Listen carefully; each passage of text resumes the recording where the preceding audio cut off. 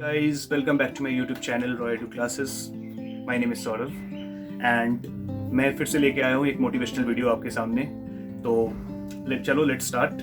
सो आज की जो टॉपिक है आप देख सकते हो मेरी स्क्रीन पे, stop entertainment and start infotainment. Yes guys, entertainment क्या होता है? What is entertainment? Entertainment basically मतलब खुद को एंटरटेन करना, मौज मस्ती, घूमना फिरना, उसके बाद पार्टीज करना, मूवीज देखना, दोस्तों के साथ घूमना। वेयरएज इंफोटेनमेंट, अगर मैं इंफोटेनमेंट की बात करूं तो infotainment is basically collecting information, getting to know new things. मतलब चाहे वो किसी चीज का नॉलेज हो, कोई आइडिया हो, या फिर किसी भी काइंड ऑफ इंफॉर्मेशन निकल से, उसको बेसिकली इंफोटेनमेंट कहा जाता है। तो मैं टॉपिक में जो मैंने यहाँ पे थंबनेल में दिया हुआ है, stop entertainment and start infotainment, क्यों दिया है मैंने? अब आप सोच रहे यार एंटरटेनमेंट करना ही बंद कर दूं क्या जिंदगी में? फिर तो यार जिंदगी बेकार हो जाएगी। बिल्कुल हो जाएगी। मैं ये नहीं कह रहा हूँ कि आप बिल्कुल एंटरटेनमेंट बंद कर दो, ठीक है? एंटरटेनमेंट इज वेरी इंपॉर्टेंट, सबके लिए, मेरे लिए, आपके लिए, सबके लिए। मैं ये नहीं बोलूंगा कि बिल्कुल घूमना फिरना बंद कर दो, दोस्तों के साथ बाहर जाना बंद कर दो, सिर्फ पढ़ाई करते रहो, या फिर जो प्रोफेशनल्स है वो सिर्फ काम करते रहे। No, not at all. क्योंकि वैसे करते रहेंगे तो फिर तो क्या होगा लाइफ में, कुछ कहते हैं ना मौज मस्ती वाली चीज, थोड़ा सा जो ब्रेक चाहिए होता है, सबको थोड़ा सा एंटरटेनमेंट चाहिए होता है, वो बिल्कुल ही नहीं मिलेगा। तो लाइफ में बिल्कुल बोरिंग सी हो जाएगी। किसी भी काम को फिर करने के लिए मतलब वो मोटिवेशन नहीं मिलेगा, मजा नहीं आएगा, ठीक है? But what I am trying to prove is, यहाँ पे एंटरटेनमेंट क्या होता है कि बहुत ज्यादा भी नहीं करनी चाहिए। उसकी जगह इंफोटेनमेंट को अगर थोड़ा सा ज्यादा इंपॉर्टेंस दिया जाए, so that will definitely make your future.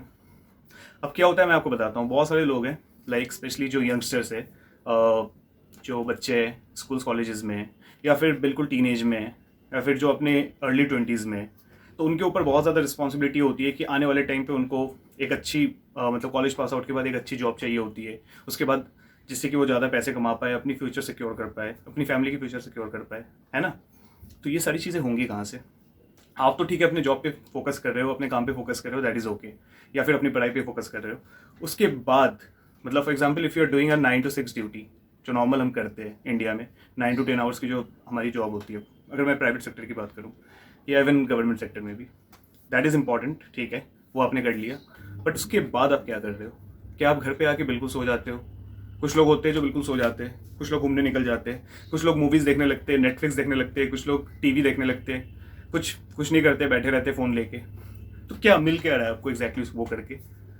अब कुछ लोग ऐसे होते हैं, मतलब फॉर एग्जांपल मैं बताता हूँ, स्पेशली अगर यंगस्टर्स की बात करूँ, मूवीज़ देखने चले जाएंगे, ठीक है, मूवीज़ देखो, दैट इज़ फाइन, मैं भी देखता हूँ।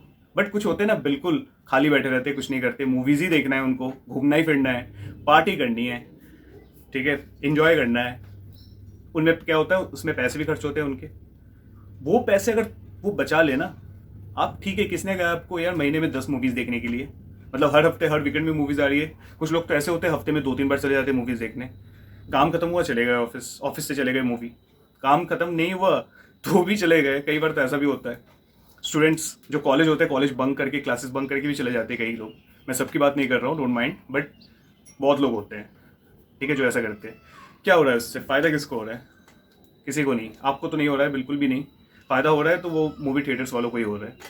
ठीक है, मूवी देखो, महीने में एक देख लो। जहाँ पे 10-12 मूवीज़ देखते हो वहाँ पे 1 या 2 देख लो। उससे क्या होगा, जो बाकी जो मूवीज़ के जो आपके पैसे बच रहे हैं वो तो बचेंगे ही। क्यों ना उन पैसों को थोड़ा सा इकट्ठे कर लो अपने पास, सेविंग्स कर लो, जो कि बहुत इंपॉर्टेंट है आज के लिए। सेविंग्स कर लो और उन पैसों को थोड़ा इन्वेस्ट कर दो। Yes guys, the thing that I am trying to make you understand over here is the investment.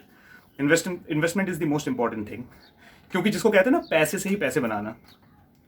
तो आज क्या होगा, आज आप इंजॉय कर लोगे, सब कुछ कर लोगे, बट कल को आपके पास पैसे नहीं रहेंगे फिर इंजॉय करने के लिए।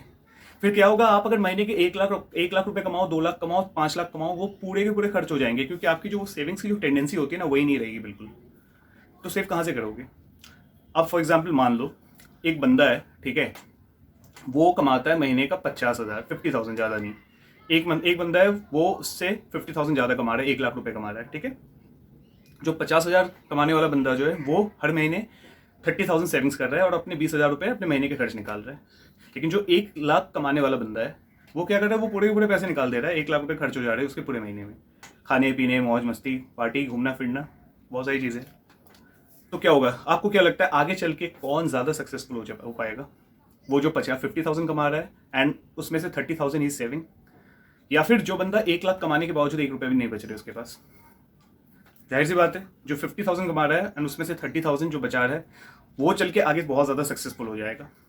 आप खुद सोचो ना, वो 50,000 में से, मैं एक एग्जांपल दे रहा हूँ, चलो 30 नहीं 20,000 भी फीस सेविंग, ठीक है, 20,000 में से 15,000 वो अपने पास रख दे महीने के, एंड 5,000 करके इन्वेस्टमेंट कर ले, कोई म्यूचुअल फंड SIP में डाल दे, या फिर कहीं कोई स्टॉक्स खरीद ले। कोई, मतलब मैं ये नहीं कह रहा हूँ कि शेयर मार्केट का नॉलेज सबको है, शेयर मार्केट की नॉलेज नहीं है तो और भी वीडियोस मेरे आने वाले देख सकते हो, मैं उसमें भी वीडियोस बनाने वाला हूँ, बट और भी वीडियोस है यूट्यूब में, आप वो भी देख सकते हो। But at the same time थोड़ी सी नॉलेज इकट्ठे करके वो अगर उन पैसों को इन्वेस्ट कर दे, या गोल्ड में भी इन्वेस्ट कर दे, कहीं भी कर दे, तो वो पैसे जो उसके पास पड़े रह जाएंगे ना, वो तो ग्रो नहीं होंगे, वो तो उतने ही रह जाएंगे। बट वो जो 5,000 रुपीज़ की जो SIP करके जाएगा ना हर महीने, उससे क्या होगा कि उसके पैसे फ्यूचर में आप सोच नहीं सकते हो कितने ज़्यादा ग्रो करेंगे। अगर वो साल के 60,000 इन्वेस्ट कर रहा है ना, तो आने वाले टाइम में in the coming 10 years he will be investing 6 lakh rupees. अगर वो 5,000 करके फिक्स इन्वेस्ट किया जा रहा है, अगर 10 साल भी इन्वेस्ट करता है तो 6 लाख रुपीज़ उसके इन्वेस्ट हो जाएंगे। एंड ऑन एन एवरेज अगर उसको कोई इक्विटी में अगर उसने इन्वेस्ट किया हो, अगर वहाँ पे हाई रिस्क हाई रिटर्न होता है, मैं मानता हूँ, बट गाइस हाई रिस्क तब भी होता है जब आप लॉन्ग टर्म के लिए इन्वेस्ट नहीं करके शॉर्ट टर्म के लिए कर रहे हो, ठीक है। तो मान लो गाइस अगर उसने इन्वेस्ट किया है and he is earning like he is investing 6 lakhs in 10 years, तो वो 6 lakhs हो सकता है कल को बन के वो 25-30 lakhs बन जाए, 50 lakhs भी बन सकता है, कुछ नहीं हो तो 15-20 लाख तो बनेंगे। तो 10 साल बाद उसने जितना इन्वेस्ट किया होगा इन पूरे 10 साल में, उसका 3 टाइम्स या 4 टाइम्स ज़्यादा पैसे उसको मिल रहे हैं। But at the same time जो 1 लाख कमाने वाला बंदा जो 1 रुपये भी इन्वेस्ट नहीं कर रहा था, कहीं भी नहीं, पूरे खर्च कर दे रहा था, ही विल बी क्राइंग। क्योंकि 10 साल बाद हो सकता है उसके पास अगर 2 लाख भी कमा लेना तो भी उसके पास पैसे नहीं बचेंगे, क्योंकि एक तो उसके पास सेविंग्स की टेंडेंसी नहीं है, एंड मोर ओवर उसके पास कोई इन्वेस्टमेंट स्ट्रैटेजी नहीं होगी, ना उसने इन्वेस्ट करा होगा, ना उसने सेविंग्स करी होगी, कहीं भी कुछ नहीं किया होगा।